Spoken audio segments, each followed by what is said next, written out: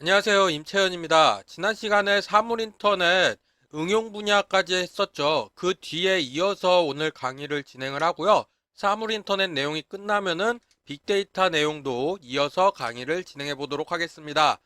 사물인터넷 응용 분야 다음에 설명드릴 내용은 뭐냐면은 사물인터넷하고 다른 4차 산업혁명 첨단 기술과의 연관성이라든가 같이 활용될 수 있는 분야 이런 거에 대해서 설명을 해볼게요. 먼저 빅데이터입니다. 이따 빅데이터가 뭔지 빅데이터가 어떻게 되는 건지를 추가로 강의로 설명을 드릴 거지만 일단 여기서는 IoT와 빅데이터 두 가지가 어떻게 연관이 될 수 있는지만 한번 살펴보도록 할게요. IoT 기술에 의한 기기가 점점 늘어나서 지금은 사람보다 훨씬 많은 기기가 인터넷에 연결이 돼 있다고 말했잖아요. 그것만큼 수많은 기기에서 나오는 데이터 양이 어마어마하게 증가하고 있습니다.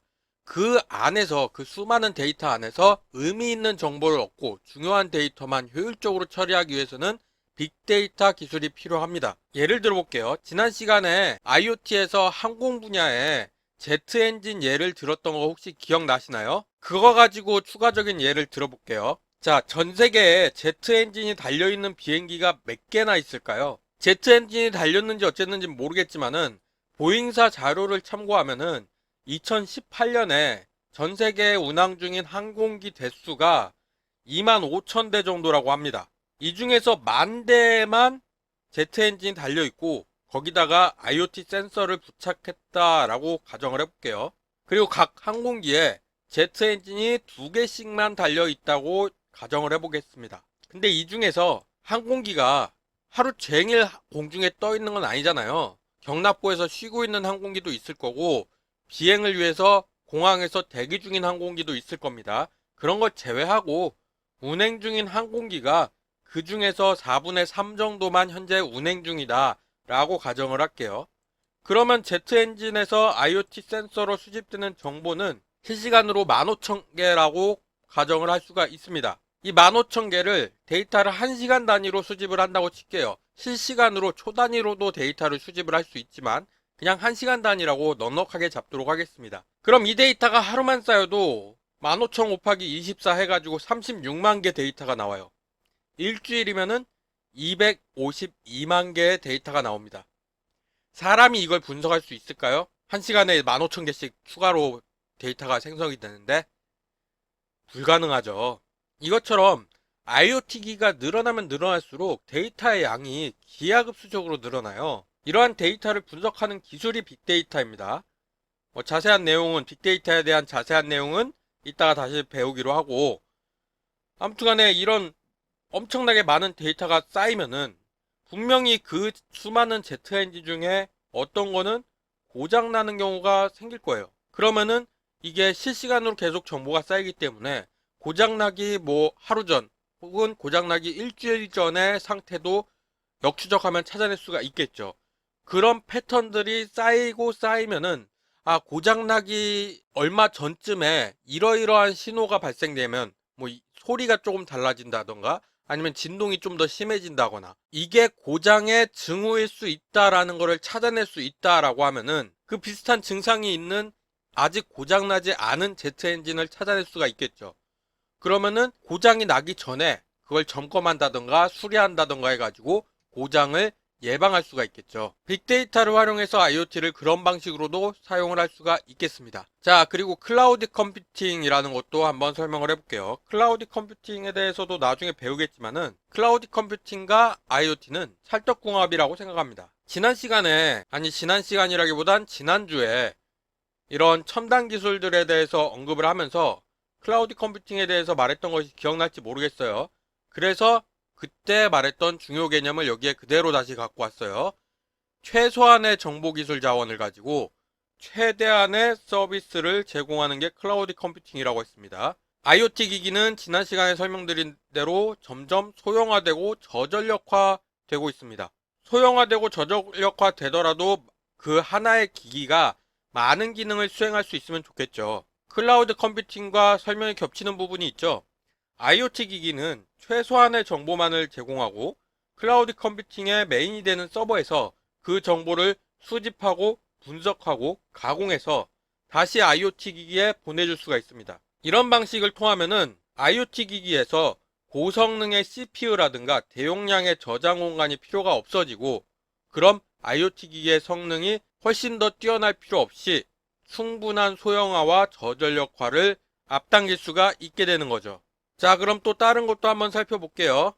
이번에는 인공지능입니다. 여기서는 빅데이터도 같이 얘기를 해볼게요.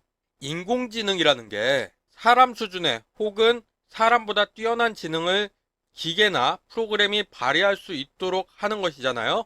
이걸 다시 풀어서 얘기하면 사람의 개입이 없어도 사람이 처리하는 것과 유사한 혹은 더 뛰어난 일 처리를 할 수 있는 알고리즘이 인공지능입니다. IoT 기기를 통해서 수집된 수많은 정보를 빅데이터 기술로 분석해서 새로운 정보를 창출해내고 인공지능을 이용해서 이를 활용해낸다면 이 세 가지 첨단 기술의 조합은 무궁무진한 발전 가능성을 가지고 있어요.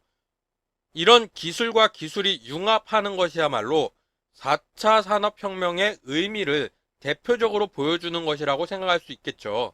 그리고 또 넘어가서 다른 것도 보겠습니다. 이번에는 로봇이에요. 로봇이란 말은 사실상 거의 모든 기계장치를 대표하는 말이에요. 인간형 로봇도 있지만 인간형 로봇은 아니잖아요. 그 대표적인 예시가 로봇 청소기도 있잖아요. 지금 밑에 있는 그림을 한번 볼게요. 요 맨 왼쪽에 있는 이 그림 같은 경우에 우리가 흔히 상상하는 그리고 알고 있는 로봇 청소기의 모양을 하고 있습니다. 그리고 오른쪽으로 갈수록 상상도에 가까운 모습으로 로봇 청소기가 이런 식으로 발전을 할 수도 있겠다라는 상상도라고 볼 수가 있겠어요.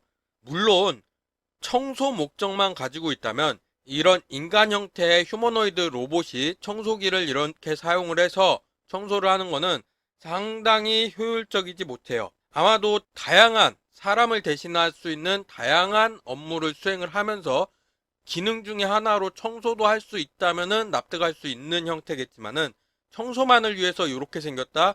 전혀 효율적이지 못하다고 생각합니다. 아무튼 로봇 청소기의 이런 발전 미래의 모습 이런 걸 얘기하다가 얘기가 좀 새어나갔는데 지금 현재 우리가 쓰고 있는 여러분들이 직접 쓰고 있는 건 아닐지라도 시중에 이미 상용화돼서 판매가 되고 있는 로봇 청소기도 결국엔 사물인터넷 기술 중에 하나거든요. 이 로봇 청소기가 스스로 생각하는 인공지능 알고리즘도 내부에 가지고 있고 각종 카메라라든가 아니면은 레이저 거리 측정기 이런 것과 같은 센서를 통해서 스스로 공간을 인식하고 청소한 경로를 계산하고 또 청소를 하고 청소했다 안 했다 이런 것들을 휴대폰이나 다른 기기에 전송하기도 하는 대표적인 IoT 기술 중에 하나라고 볼 수가 있어요. 그리고 왼쪽 위에 그림도 한번 봅시다.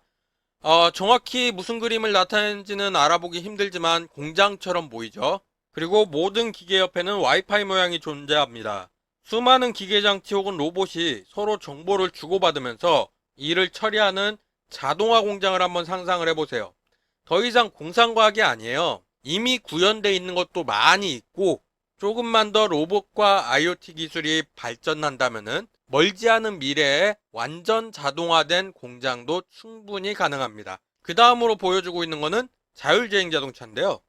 자율주행 자동차도 일종의 로봇이라고 볼 수가 있겠죠. 이것도 기계니까요. 저는 개인적으로 자율주행 자동차야말로 4차 산업혁명 첨단 기술의 꽃이라고 생각합니다. 자동차를 자율주행 시키려면요. 수많은 IoT 센서와 기기가 필요합니다. 뭐 거리도 감지해야 되고요. 주변 사물도 탐지해야 되고요. 교통정보도 받아들일 수 있어야 되고 차량 내부에서도 그런 센서 받아들이는 그런 정보들을 활용을 해가지고 엑셀레이터 조작이라든가 브레이크라든가 엔진 출력 조절이라든가 변속이라든가 이런 게 가능해야지 자율주행이 가능할 것이고요.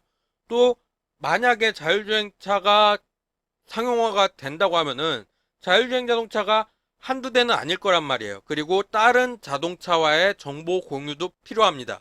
여기서 말하는 다른 자동차와의 정보 공유는 뭐냐면은 모든 자동차가 고유 식별 코드를 가지고 있고 그 자동차들이 다 IoT 서버에 등록이 되어 있다면은 오류가 발생하지 않는 한 GPS 정보나 다른 위치 정보를 바탕으로 자동차에서 레이저 거리 측정이나 아니면은 시각 센서 그러니까 카메라 이런 걸 통하지 않더라도 다른 자동차가 어디에 위치해 있는지 정보를 주고받을 수가 있어요. 자동차끼리 통신이 가능하다는 얘기죠. 이 통신은 우리가 전화하듯이 하는 그런 통신은 아니고 자동차끼리 서로 정보를 주고받는 통신을 말합니다. 이런 게 가능하려면 자율주행 자동차는 당연히 인공지능도 들어가 있어야겠죠.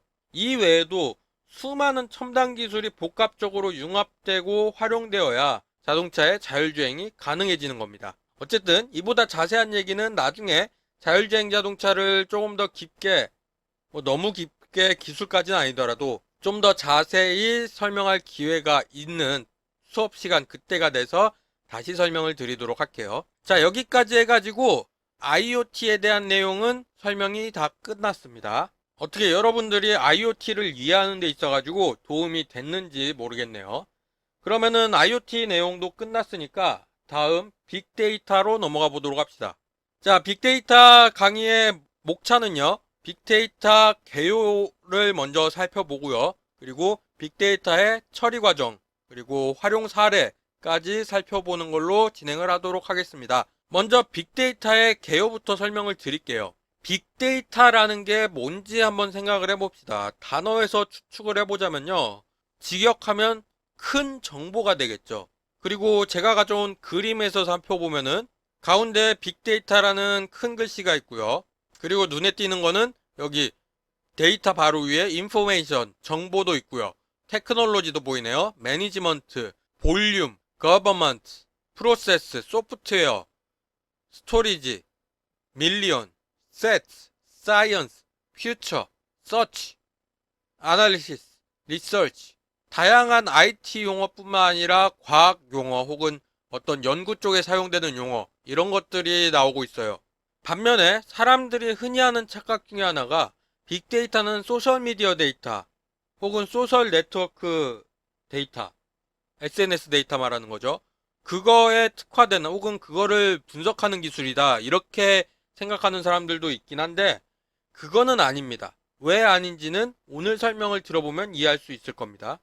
그러면 차근차근 빅데이터에 대해서 살펴보도록 할게요. 먼저 빅데이터의 등장 배경입니다. 1990년대 이후에 인터넷이 확산이 되기 시작하면서 정형화된 데이터랑 오타가 있네요. 정형화된 데이터랑 비정형화된 데이터가 무수히 발생을 하게 됐습니다.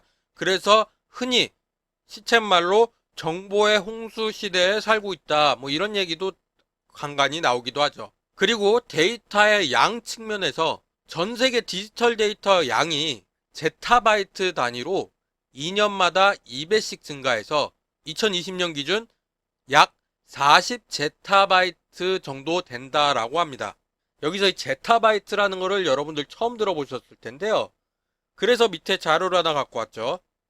여러분들 기가바이트는 다 아시죠? 컴퓨터를 잘 못 다루시더라도 기가바이트는 다 아실 겁니다. 그게 어느 정도 용량이 되는 건지.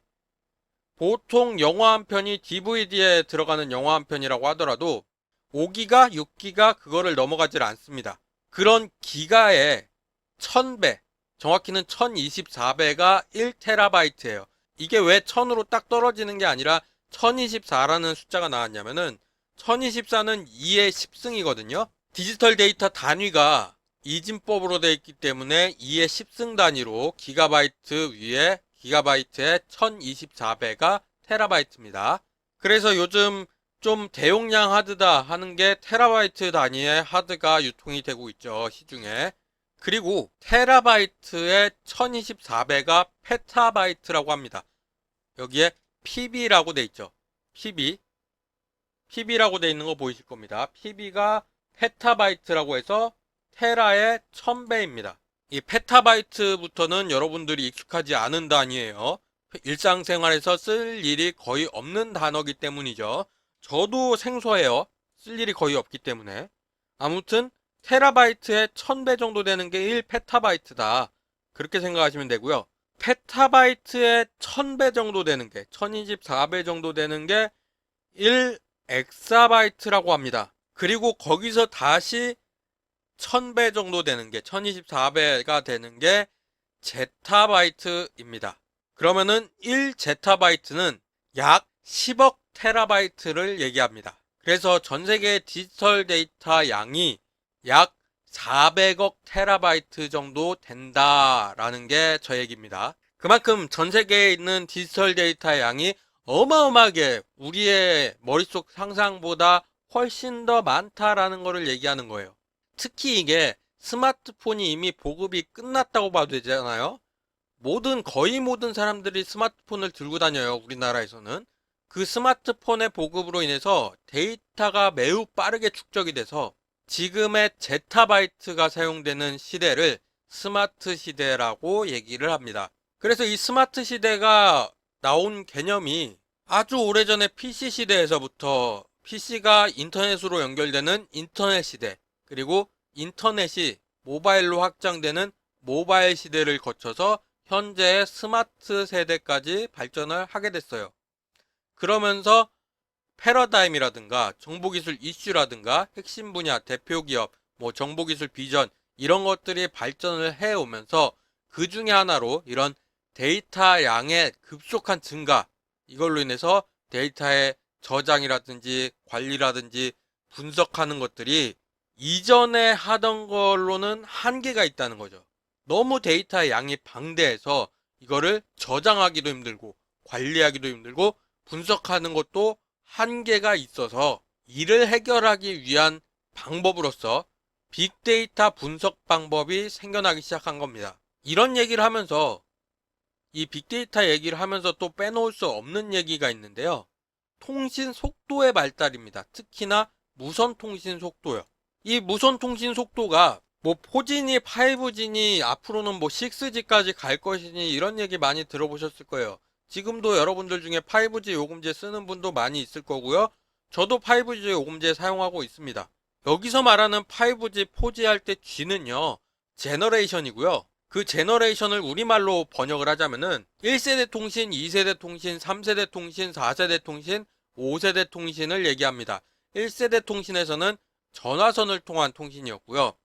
2세대 통신에 가가지고 이제 문자 메시지를 주고받을 정도의 통신, 그리고 3세대 통신이 되면서 모바일과 와이어리스, 무선 통신, 그리고 인터넷 연결, 요런 게 3G 시대가 1998년부터 3G 시대가 도래했고요. 그리고 나서 4G 2008년 정도부터 클라우드나 모바일 브로드밴드 이런 얘기가 나오면서 4G가 등장을 했고요. 2019년 우리나라 같은 경우에는 2017년 정도부터 5G 얘기가 나오기 시작해서 상용화된 거는 2019년 정도가 맞습니다. 그때부터 이제 5G 시대가 도래했다 이렇게 얘기를 하고 하는데요. 데이터 전송 속도 측면에서 살펴보자면 1세대 통신에서는 초당 2.4KB 수준이었습니다. 그리고 2세대 통신에서는 64KB 수준, 초당 약 30배 정도 진보가 있었고요. 그리고 3G 통신에서는 2MB, 이것도 역시 30배 정도의 진보가 있었습니다. 그리고 4G 통신이 되면서 초당 100MB의 무선 통신이 가능해졌어요. 물론 최대 속도 기준입니다. 이거를 상시 이렇게 유지할 수 있다는 건 아니에요. 이렇게 되면서 약 50배의 혁신적인 발전을 일어났다고 했는데 5G에 들어서서는요. 초당 1GB 이상의 용량을 전송할 수 있는 모바일 통신 기술이 5G라고 보시면 됩니다. 이 얘기를 왜 하냐면요. 인터넷 속도나 특히나 무선 인터넷 속도가 이렇게 빨라진다는 거는 아주 간단히 얘기해 볼게요. 우리가 핸드폰으로 네이버나 구글에서 뭔가 서치를 한다고 생각을 해봐요. 그러면은 인터넷 속도에 따라서 화면이 로딩되는 속도도 달라지고 그리고 내가 페이지를 이동할 때 넘어가는 속도도 차이가 나게 됩니다. 물론 기기 성능도 중요하겠죠. 아무리 5G여도 기기가 성능이 안 좋으면은 화면 전환 속도라든가 이렇게 못 따라오겠지만은 기기 성능이야 이미 웬만한 휴대폰들은 다 충분히 좋으니까 그거는 된다고 보고 인터넷 속도가 빠르면 빠를수록 당연히 페이지 넘어가는 양이 많아지고요. 이거는 다시 얘기하면은 이런 식으로도 설명을 할 수가 있습니다. 페이지 넘어가는 속도가 빨라지고 검색 속도가 빨라지고 인터넷 방문 횟수나 다른 페이지로 넘어가는 횟수가 증가하게 되면은 가장 기초적으로도 방문 기록 데이터가 생성이 더 빨라지게 되는 겁니다. 이 방문 기록 데이터는 휴대폰에 내장되어 있는 휴대폰이 접속한 방문 기록 데이터도 있겠지만은 서버에서 어떤 기기가 어느 시간에 접속을 했다. 이 방문 기록 데이터도 포함되는 거예요. 이런 데이터도 데이터의 증가에 영향을 주거든요. 지금 이거는 방문 기록 데이터, 즉 로그에 대한 것만 얘기를 했는데 로그뿐만 아니라 SNS, 페이스북이 됐던 인스타그램이 됐던 이런 것들이 인터넷 속도가 빨라지면은 더 쉽게 접근할 수 있고 더 쉽게 더 많은 트윗이라든가 인스타그램 메시지라든가 페이스북 사진을 올린다든가 이런 것들이 더 빠르게 가능하면은 더 많은 정보가 생성이 될 수 있다는 거죠. 이런 식으로 인터넷 속도의 발전, 특히 무선 인터넷 속도의 발전도 데이터의 전체량 증가에 크나큰 영향을 줬다고 생각을 합니다. 그리고 컴퓨터가 발전하면서 비정형 데이터들도 엄청나게 늘어나기 시작했어요. 이 비정형 데이터가 뭐냐면요. 정형 데이터부터 설명을 해야 되는데 정형 데이터는 여기 설명에 뭐라고 되어 있냐면요. 고정된 필드에 저장된 데이터라고 되어 있습니다. 이거는 정말 쉽게 설명하면 엑셀표예요. 엑셀표처럼 정리가 딱 돼 있어가지고 누가 봐도 이해하기 쉬운 그런 데이터를 정형 데이터라고 합니다. 그럼 반정형 데이터라는 건 뭐냐면은 여기 나와 있죠. XML 혹은 HTML 텍스트 이런 거는 웹문서 같은 걸 얘기하는 거거든요. 고정된 필드에 저장돼 있진 않지만 그러니까 표 같은 걸로 딱 정리되어 있지는 않지만 메타데이터나 스키마 등을 포함하는 데이터. 이 메타데이터나 스키마는 뭐냐면은 데이터 구조에 대한 거를 얘기해요. 그러니까 데이터 구조가 어떻다라는 거를 포함하는 데이터. 주로 웹페이지 이런 것들이 반정형 데이터고요. 요거는 이런 데이터 구조가 포함이 되어 있기 때문에 조금만 가공하면 쉽게 정형 데이터, 즉 표 안에 들어가게끔 정리할 수 있는 데이터가 반정형 데이터입니다. 이거는 인터넷이 발전하면서 특히 인터넷 홈페이지들이 발전하면서 수많은 인터넷 홈페이지가 생기면서 거기서 이런 XML이라든가 HTML 텍스트 이런 게 많이 게재가 되면서 반정형 데이터가 늘어나게 됐어요. 그 다음에 있는 개념이 비정형 데이터인데 이 비정형 데이터는 뭐냐면요. 신문기사라든가 SNS 글이라든가 이메일 본문이라든가 아니면 어떤 보고서 같은 거라든가 이미지라든가 동영상, 음성 데이터, 사진 이런 것들은 사실상 표로 정리하기가 상당히 난해하거든요. 물론 하려면 할 수는 있겠죠. 근데 표로 정리하기에는 난해한 데이터 이런 거를 비정형 데이터라고 하는데 이것들은 개개인의 사람들의 인터넷 접속이나 인터넷에서의 활동이 늘어나면서 기하급수적으로 증가하고 있습니다. 이런 정형 데이터와 비정형 데이터에 대한 얘기를 왜 하냐면요. 정형 데이터는요. 표에 딱 정리가 돼 있는 데이터라고 했잖아요. 요거는 분석하기가 되게 쉬워요. 통계 내기도 쉽고요. 뭐 특정 키워드로 소트 그러니까 정렬 같은 걸 해가지고 데이터를 추출해내기도 쉽고요. 어떤 합이라든가 평균이라든가 아니면 최소값, 최대값 이런 걸 찾아내가지고 특정 데이터를 뽑아내기가 쉽습니다. 반정형 데이터까지만 가더라도 한번 가공을 거쳐서 정형 데이터로 변환을 시키면은 그런 정보의 분석이 어느 정도 용이하게 할 수가 있는데 비정형 데이터는요, 그게 쉽지 않다는 거예요. 사진 같은 거, 혹은 동영상 같은 거, 인터넷에 있는 수많은 사진과 동영상들을 제목이 아니라 그 사진이 포함하고 있는 이미지, 동영상이 포함하고 있는 그 안의 내용, 그런 것들에 대한 분석은 절대로 앞서 말한 정형이나 반정형 데이터에 비해서 쉽지 않다는 얘기죠. 근데 그런 비정형 데이터가 가면 갈수록 점점 엄청나게 늘어나고 있어요. 이걸 데이터 분석하는 사람 입장에서는 어차피 데이터 분석하는 직업이 아니고는 상관이 없는 얘기겠지만은 데이터를 분석하는 입장에서 생각을 한번 해보자면은 정형 데이터와 비정형 데이터가 있다는 건 설명을 드렸죠. 어느 정도 작은 데이터의 집합, 그리고 그게 정형이라면은 예를 들어서 제 경우로 예를 들어 볼게요. 이번 학기에 제 수업, 이 스마트 건설 기술이라는 수업을 여러분들 20명이 제 수업을 듣고 있습니다. 20명에 대해서 수시평가 점수, 중간고사 점수, 기말고사 점수를 분석을 해가지고 순위를 매기고 전체 평균을 매기고 그리고 학점을 부여하고 요런 정도의 데이터 분석이나 처리는 정형 데이터고 작은 데이터 집합에 속해요. 그래서 전통적인 데이터 분석 방법에 속합니다. 그리고 비정형 데이터 그리고 작은 데이터 집합이라면은 뭐냐면은 뭐 제가 어디 해외여행을 가가지고 사진을 좀 찍어 왔어요. 뭐 한 200장 정도 사진 찍어 왔다고 칩시다.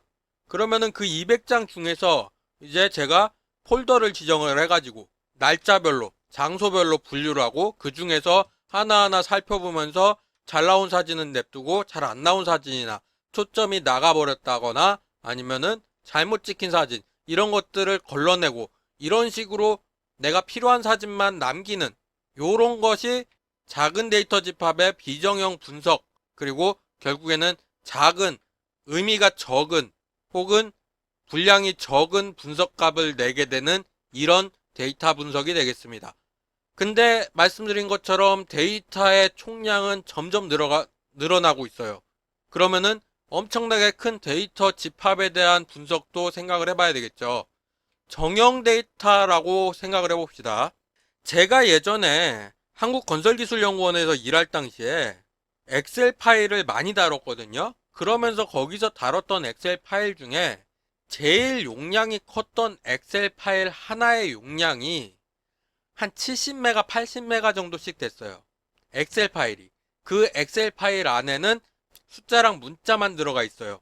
이미지가 전혀 들어가 있지 않은 문서 파일이 70메가, 80메가 되는 엑셀 파일을 갖고 데이터 분석을 한 적이 있어요. 그 정도 용량이 되면요. 엑셀 파일에 그림이나 영상이나 이런 게 하나도 없는데 그 파일을 여는 데만, 그 당시 컴퓨터가 그렇게 나쁜 컴퓨터도 아니었는데 파일 하나 여는 데만 막 5분씩 걸리고 어쩔 땐 컴퓨터가 멎어버리기도 하고 이랬어요. 그 정도 데이터가 되면은 그거를 가지고 분석하는 데는 노력도 많이 들어가고 컴퓨터나 기타 하드웨어의 성능도 많이 필요하고 그렇게 힘들긴 하지만은 분석이 가능하긴 합니다. 그보다 훨씬 큰 데이터라도 더 좋은 하드웨어를 사용하고 더 좋은 소프트웨어를 사용하고 더 많은 시간을 투자한다면은 충분히 분석이 가능해요. 하지만은 힘들기만 할 뿐이지 그렇게 많은 것을 얻어내기는 쉽지 않습니다. 그런 의미에서 확장성이 작다라고 얘기하는 거예요. 근데 비정형 데이터의 큰 데이터 집합이 되면요. 이건 얘기가 완전히 달라집니다. 아까 사진을 가지고 얘기를 했으니까 이번에도 사진으로 얘기를 해볼게요. 인터넷 공간에 사진이 얼마나 많이 있을 것 같습니까? 몇백만 개? 몇억 개? 몇 조 개? 그보다 아마 많을 거예요. 그런 사진들에서 어떤 특정한 패턴을 찾아낸다거나 아니면 그거를 학습해서 사진에서 이 사진이 뭘 의미하는 건지, 이 사진에 찍혀 있는 게 사람인지, 남자인지, 여자인지, 몇 명인지, 이 사람이 웃고 있는지, 울고 있는지, 이런 거를 분석하려면은 어마어마한 노력과 시간과 인력이 소요가 됩니다. 아니, 오히려 그렇게 분석하는 시간보다 새로운 사진이 인터넷에 올라오는 게 더 빠를 거예요. 그런 사진뿐만 아니죠. SNS, 페이스북이 됐든 트위터가 됐든 인스타그램이 됐든 우리는 팔로우 했거나 뭐 친구 추가했거나 이런 사람들의 것만 볼 수가 있지만은 전체 그 서비스 이용자 관점에서 보면은 우리가 일일이 다 확인하지도 못할 정도로 수많은 데이터가 계속해서 온라인에 업로드가 되고 있습니다. 이런 거를 분석하기 위해 나온 기술이 빅데이터라는 거예요. 여기 써있는 뭐 하둡이나 맵리듀스 이거 같은 경우에는 다중병렬 컴퓨팅을 활용한 데이터 분석 기술인데 제가 이 수업에서 첫 시간부터 누누이 강조했다시피 기술적인 면은 깊이 파고들지 않을 겁니다. 그래서 하둡이라든가 맵리듀스라든가 뭐 다중병렬 분산 컴퓨팅 뭐 이런 거 여러분들한테 굳이 그 세부적인 내용을 알려드릴 생각 없으니까 너무 걱정하지 마시고 그냥 모르는 채로 넘어가도 상관없습니다. 여러분이 빅데이터를 다루는 전문직에 갈 게 아니면은 평생 모르고 살아도 별 지장이 없는 단어예요. 아무튼 빅데이터가 다루는 대상이 뭔지는 대충 감이 오시죠? 그래서 전통적 데이터랑 빅데이터를 좀 구분을 지어서 이렇게 살펴보면은, 전통적 데이터는요, 생성 주체가, 데이터를 만들어내는 주체가 정부나 기업 등 조직이 대부분이었어요. 어떤 표를 작성을 한다거나 데이터를 수집한다거나 그런 데이터를 만들어내는 그런 거는 대부분 정부나 기업에서 하는 일이었는데요. 빅데이터가 되면서요, 개인 및 시스템이 만들어내는 데이터가 훨씬 많아졌습니다. 개인이 SNS에 뭘 올리고 사진을 찍고 인터넷 방문을 하고 인터넷 페이지를 개설하고, 혹은 시스템 같은 경우에 뭐냐면은 AI가 자동으로 데이터를 생성해 낸다거나 아니면 IoT 기기에서 데이터가 생성이 돼서 나온다거나 이런 걸 의미하는 거예요. 그러면서 데이터의 형태가 그렇게 좀 전에 말한 것처럼 정형 데이터에서 비정형 데이터로 옮겨져 왔어요. 지금 여러분들이 보고 있는 제 강의 영상도 비정형 데이터의 일부입니다. 그리고 가장 큰 특징이 계속해서 몇 차례고 언급되고 있는 게 기하급수적인 양적 증가. 이게 핵심입니다. 양이 엄청나게 증가했다는 거. 그래서 빅데이터예요. 그리고 그 중에는 쓰레기 데이터, 가비지 데이터라고도 얘기하는 쓰레기 데이터의 비중이 상당히 높습니다. 왜냐면은 SNS 글을 쓰는 거라든지 아니면 카톡 주고받는 거라든지 그 중에서 의미 있는 데이터가 얼마나 됩니까? 그냥 잡담하는 데이터라든가 아니면 일상 공유하면서 그냥 셀카 찍어 올리는 SNS라든가 이런 게 뭐 본인한테는 의미가 있겠죠. 뭐 자랑을 하는 의미든 그냥 내 기록을 남기는 의미든 이런 게 있을 수 있겠지만은 대중들한테는 그렇게 큰 의미 있는 데이터가 아닐 가능성이 높다는 거예요. 뭐 어쨌든 이 차이에 대해서는 이 정도만 알고 넘어가도록 하고요. 그래서 그러면은 빅데이터가 뭔데? 지금까지 데이터가 많다, 점점 양이 많아진다, 복잡해진다, 비정형 데이터다 이런 것만 얘기했는데, 그래서 그걸 정리하면 빅데이터라는 게 도대체 뭔데? 라고 물어봤을 때 정보통신정책연구원에선 이렇게 정의를 해놨습니다. 디지털 환경에서 생성되는 데이터로 그 규모가 방대하고 생성 주기도 짧고 형태도 수치 데이터뿐만 아니라 문자나 영상 데이터를 포함하는 대규모 데이터, 요거를 빅데이터라고 정의를 해놨고요. 그리고 좀 더 쉬운 풀이로 국립중앙과학관에서는 기존 데이터보다 너무나 방대해서 기존의 방법이나 도구로 수집하거나 저장하거나 분석하는 게 어려운 정형 및 비정형 데이터를 의미한다. 이렇게 얘기를 했습니다. 그리고 빅데이터로서 이런 그림을 하나 제가 갖고 왔어요. 요 그림이 뭘 의미하는 거냐면요, 빅데이터의 속성을 정리한 그림이에요. 그 속성이라는 게 뭐냐면은 규모, 다양성, 속도, 정확성, 가치에 대한 내용입니다. 규모부터 살펴볼게요. 페이스북에 하루에 사진이 올라오는 데이터량이 30 페타바이트라고 합니다. 아까 설명드렸지만 기억이 안 날 수도 있으니까, 페타바이트는 기가바이트의 약 1000배, 그게 페타바이트예요. 그러니까 하루에만 3만 기가바이트 정도의 사진이 페이스북에 올라간다는 얘기예요.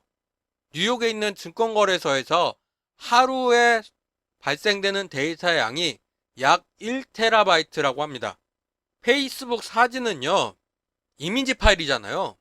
이미지 파일은 문자 데이터에 비해 용량이 클 수밖에 없기 때문에 30 페타바이트라는 게 상당히 1테라바이트에 비해서 엄청 많아 보이지만, 뉴욕 증권가의 하루 데이터가 1테라바이트라는 것도 결코 무시할 수 없는 데이터량이에요. 왜냐면은 뉴욕 증권거래소에서 생산되는 데이터가 이미지가 있겠습니까? 동영상이 있겠습니까? 저 데이터의 대부분은 누가 몇 시 몇 분에 뭐를 얼만큼 샀다, 팔았다, 아니면은 그로 인해서 시세 변동이 얼만큼 생겨났다. 요게 대부분일 겁니다. 그 데이터가 1테라바이트라는 얘기예요. 이것도 진짜 어마어마한 양이거든요. 아무튼 이런 엄청난 규모를 가지고 빅데이터라고 얘기를 합니다. 그럼 여기서 궁금증이 하나 생길 수도 있는데요. 그러면은 과연 빅데이터 데이터 중에 이런 속성에서 제일 먼저 언급되는 게 이런 규모고, 용어도 빅데이터로 큰 데이터를 의미를 하는데, 과연 얼만큼의 용량 이상을 빅데이터라고 얘기를 하는가, 이런 의미이 들 수도 있잖아요. 근데 사실 이거는 명확한 숫자로 답이 정해져 있는 질문은 아니에요. 좀 포괄적으로 얘기하자면은 현재 데이터를 분석하고자 하는 사람이 가지고 있는 디지털 자원, 즉 컴퓨터라든가, 그러니까 컴퓨터의 성능이라든가 아니면 저장 공간의 크기, 이런 걸 가지고는 도저히 처리할 수 없는 정도의 큰 규모의 데이터, 이걸 빅데이터라고 정의를 하고 있습니다. 그렇기 때문에 10년 전 정도 전에, 그러니까 2010년대쯤 그쯤에서 빅데이터라는 용어가 처음 이슈화되기 시작을 했는데, 그때 당시에 얘기하는 빅데이터랑 지금 얘기하는 빅데이터랑은요, 규모 자체가 완전히 천지 차이예요. 그만큼 컴퓨터 기술이 발전을 했기 때문에. 어찌됐든 그 다음 특성, 다양성, 다양한 종류의 데이터를 의미를 하고 있어요.